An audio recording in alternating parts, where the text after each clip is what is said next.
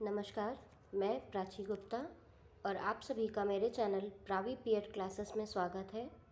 आज के मेरे वीडियो का टॉपिक है पीरियोडाइजेशन।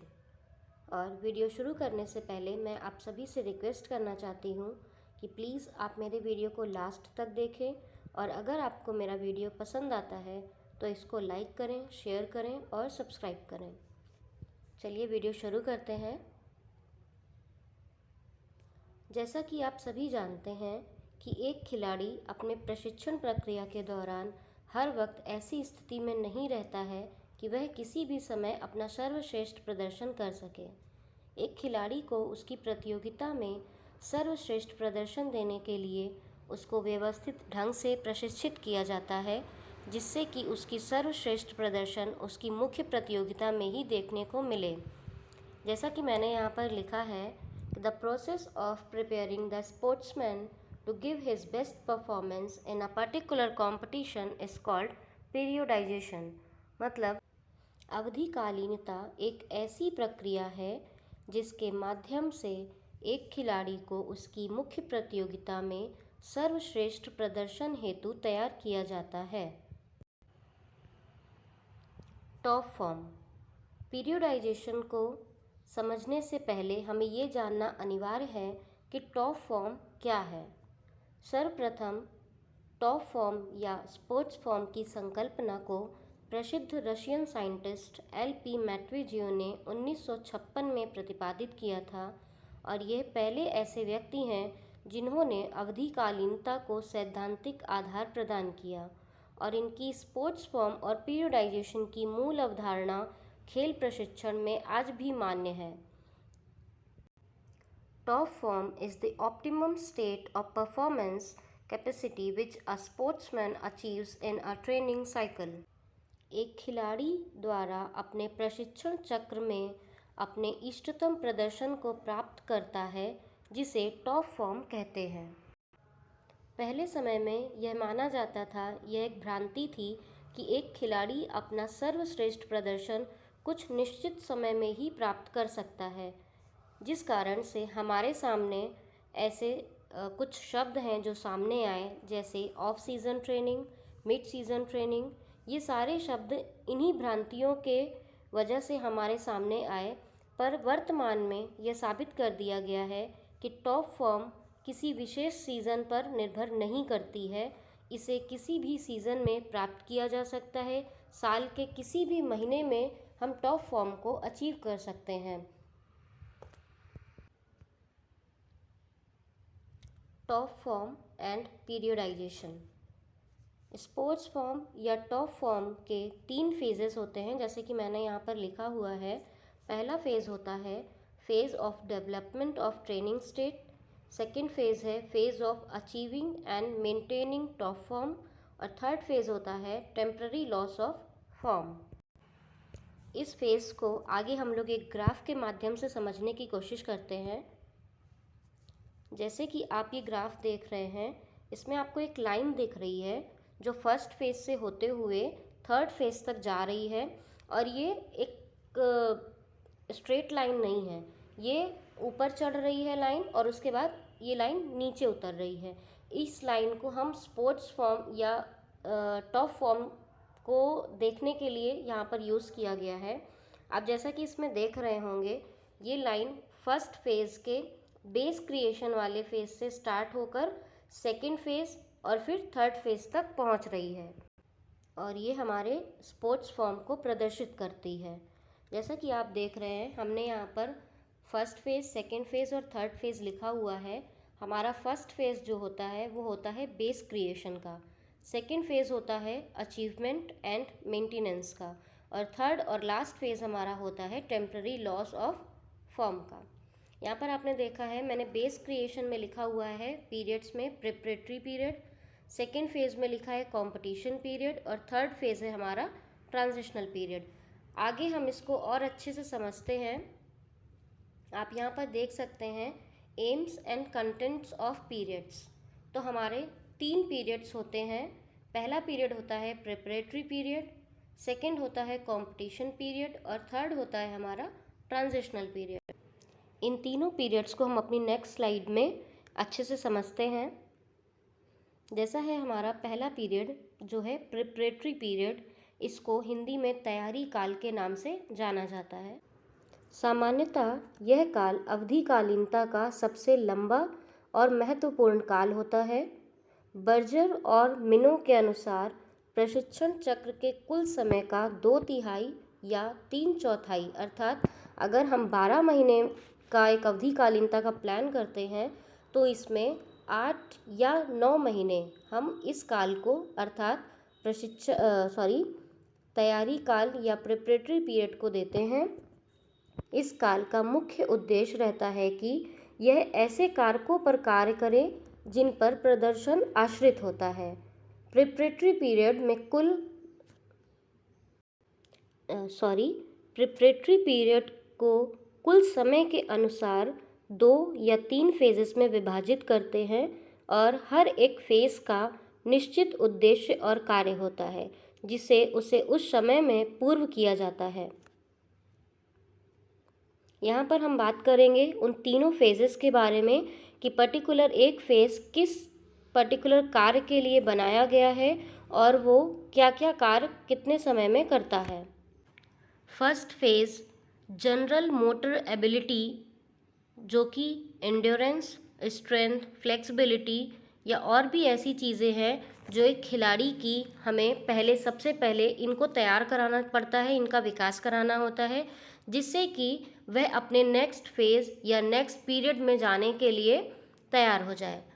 हमारा सेकेंड फेज़ जो रहता है, इस फेज़ में हम उसके प्रदर्शन संबंधित कारकों को विकसित करते हैं और सेकेंड फेज़ में ट्रेनिंग वॉल्यूम और ट्रेनिंग लोड हमेशा हाई रहता है। थर्ड फेज़ जो है हमारा प्रिपरेटरी पीरियड का, ये लास्ट फेज़ भी रहता है। इस फेज़ में आपको एक खिलाड़ी या उस टीम को पूरी तरह से कंपटीशन पीरियड के लिए तैयार कराना होता है। इसकी तैयारी के लिए हम इस फेज़ में बिल्डअप कॉम्पिटिशन्स रखते हैं जिससे कि वो अपने आने वाला जो मुख्य उसका प्रतियोगिता है उसके लिए वह तैयार हो जाए। अब हम बात करेंगे अपने सेकंड पीरियड जो है कंपटीशन पीरियड, जिसको प्रतियोगिता काल बोलते हैं। इस काल में प्रशिक्षण का एकमात्र उद्देश्य सर्वश्रेष्ठ प्रदर्शन को प्राप्त करना तथा उस प्रदर्शन को लंबे समय तक बनाए रखना होता है। आप सभी ने उसैन बोल्ट का नाम सुना होगा। ये एक जमैकियन फॉर्मर स्प्रिंटर हैं। इनकी बात हम इसलिए अपने कंपटीशन पीरियड में कर रहे हैं, इनका परफॉर्मेंस क्यों इतना बेहतर रहता है, क्योंकि बाकी प्लेयर्स जब आप इनकी कभी भी एक स्प्रिंट देखना, आप देखेंगे कि ये आपको जो एक्सक्लरेशन होता है इनका, वहाँ तक ये सारे प्लेयर्स के बराबर रहते हैं। जब अपनी ये टॉप स्पीड को अचीव कर रहे होते हैं सारे प्लेयर्स बराबर पे रहते हैं, बट जो मेंटेनिंग फेज़ होता है उसमें उसैन बोल्ट हमेशा बाकी प्लेयर्स से आगे निकल जाते हैं। क्यों? क्योंकि ये टॉप स्पीड को मेंटेन करना जो रहता है वो इनमें बहुत अच्छा है, जिस वजह से इनका परफॉर्मेंस हमेशा दूसरे प्लेयर्स से बेहतर रहता है। तो हम यही बताना चाह रहे हैं कि अगर आपने अपना टॉप फॉर्म अचीव कर लिया है बट उसको मेंटेन नहीं कर पा रहे हैं तो वो टॉप फॉर्म का कोई मतलब नहीं है। आपको टॉप फॉर्म अचीव करने के बाद उसको मेंटेन करना बहुत ही ज़्यादा इम्पॉर्टेंट रहता है। प्रतियोगिता काल में काफ़ी हद तक प्रशिक्षण प्रतियोगिता के समय, संख्या, आवृत्ति और खिलाड़ी के प्रदर्शन स्तर पर निर्भर करता है। इन सभी चीज़ों को ध्यान में रखते हुए प्रतियोगिता काल में प्रशिक्षण का ढांचा तैयार किया जाता है। इस काल में खिलाड़ी की मनोवैज्ञानिक तैयारी पर ज़्यादा ध्यान दिया जाता है, क्योंकि सिर्फ शारीरिक रूप से तैयार होने से किसी भी प्रतियोगिता को जीतना आसान नहीं है, बल्कि मनोवैज्ञानिक तैयारी भी उतनी ही महत्वपूर्ण होती है। बहुत सारे ऐसे क्वेश्चनायर्स हैं जिनकी मदद से आप ये जान सकते हैं कि उस खिलाड़ी का मनोवैज्ञानिक स्तर क्या है। आपको इन क्वेश्चनायर को कंपटीशन से जस्ट प्रायर उस खिलाड़ी को देने हैं और वो उस क्वेश्चनायर को जब फिल करता है तो आप जब उसका असेसमेंट करते हैं क्वेश्चनायर का, तो आपको ये पता चल जाता है कि उस खिलाड़ी की मनोवैज्ञानिक स्थिति उस कंपटीशन से जस्ट प्रायर क्या है। तो बहुत सारे क्वेश्चन आए हैं जिनकी मदद से आप इस चीज़ को देख सकते हैं। अब हम बात करते हैं अपने लास्ट पीरियड जो है ट्रांजिशनल पीरियड, जिसको संक्रमणकालीनता काल भी बोला जाता है।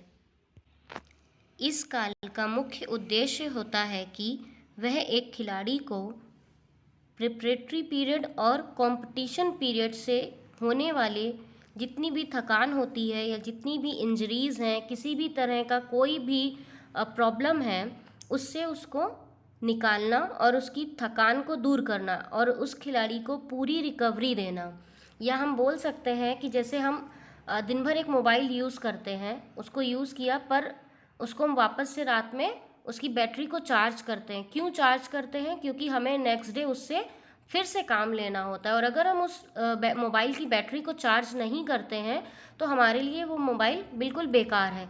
उसी प्रकार से एक खिलाड़ी को भी उसके प्रशिक्षण के, उसके कंपटीशन पीरियड के हमें बाद में उसको रिकवर, उसको रिचार्ज करना उतना ही महत्वपूर्ण होता है, क्योंकि वो आने वाले और जो उसकी ट्रेनिंग साइकिल है, प्रिपरेटरी पीरियड या कॉम्पिटिशन्स हैं उसमें वो अपना बेहतर प्रदर्शन नहीं दे सकता है अगर वो रिचार्ज नहीं है। तो ट्रांजिशनल पीरियड की जो अवधि होती है, जो ड्यूरेशन होता है, वो 4 से 6 हफ्ते का होता है।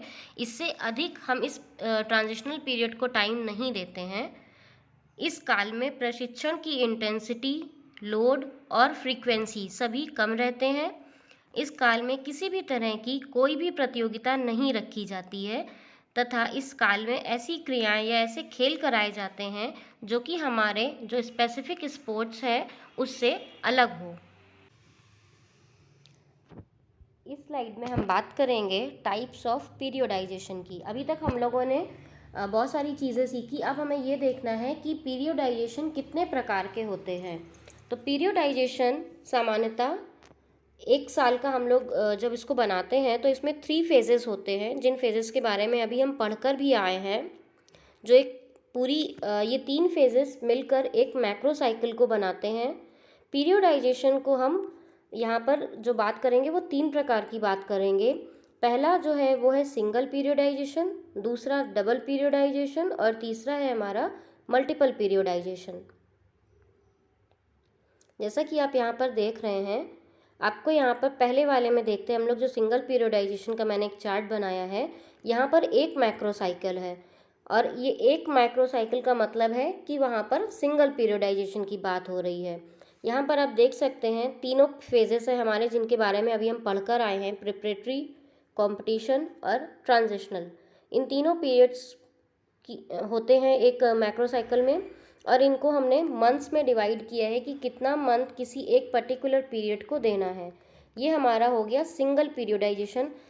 दूसरा है हमारा डबल पीरियोडाइजेशन। इसमें आप देख सकते हैं कि यहाँ पर 2 मैक्रो साइकिल्स हैं, और 2 मैक्रो साइकिल्स में पहली मैक्रो साइकिल में आपको एक प्रिपरेटरी पीरियड, एक कंपटीशन पीरियड दिख रहा है।